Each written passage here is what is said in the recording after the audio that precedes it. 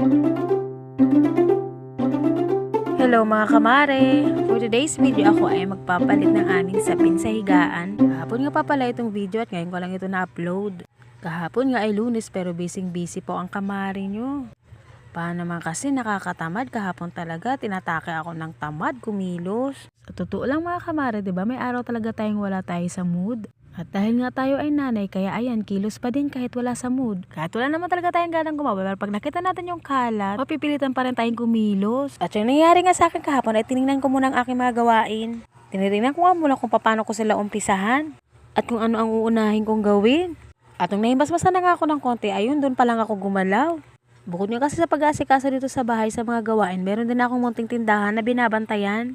At inaasikaso ko din yun mga kamare. Kaya nga minsan pag may ginagawa ko, hindi tuloy-tuloy ang paggagawa ko, lalo na pag may bibilin ay iiwanan ko talaga. At isa nga din yung kinakatamaran ko, yung putol-putol ang gawain ko.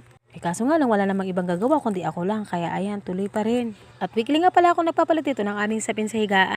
At sa tuwing nagpapalit nga pala ako dito, naglilinis na din ako mga kamare. Agiw-agiw ko na nga din to at binupunasan ng basahang basa.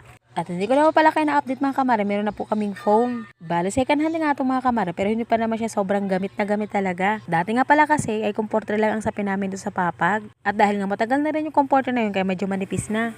At sumasakit na rin yung likod ko doon. Kaya nga nung nagkaroon na ako ng ganyan, hindi na sumasakit yung likod ko. Cherries. At kahapon nga din pala mga kamare, kaya isa din kinakatamaran ko dahil masakit ang ulo ko.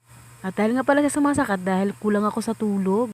Minsan kasi may time talaga ako nahirap matulog. Parang may insomnia ba mga kamare? Kaya pag ina-atake talaga yun na mahirapan ako pagtulog, pagkagising ko talaga niyan, ang init ng ulo ko, wala talaga ako sa mood. Kasi nga siguro dahil kulang sa tulog. O diba, puro tulog na lang nasasabi ko, cherries. At ito na nga, balik na nga tayo dito sa aking pagpapalit ng aming sapin. At nung natapos na nga ako sa paglinis ay ito, naglagay na ako ng aming sapin. At ito nga ang nilagay kong sapin dahil may garterize to sa gilid. At tamang-tama nga rin siya dito sa foam namin, kasukat siya, nagkataon talaga. Yung iba ko kasi mga sapin dito mga kamare ay walang mga garte. Para lang siyang kumot, naka-straight lang pag nilalagay ko. Kasi naman comforter lang din ang gamit namin dati kaya iniipit ko lang sa gilid-gilid. At hindi rin naman siya natatanggal. At eto nga, patapos na nga ako. 3 unan nga pala ang gamit namin dito. Kasi yung isa nilagay ko dun sa gilid. Inaharap ko kasi ito dun sa banda ng hinigaan ng anak ko kasi malikot siya pag matulog. Iniisip ko nga at baka mauntog. At yung sa may dulo ko nga siya pinapahiga kasi nga baka mahulog. At yun lang mga kamare, salamat sa panonood.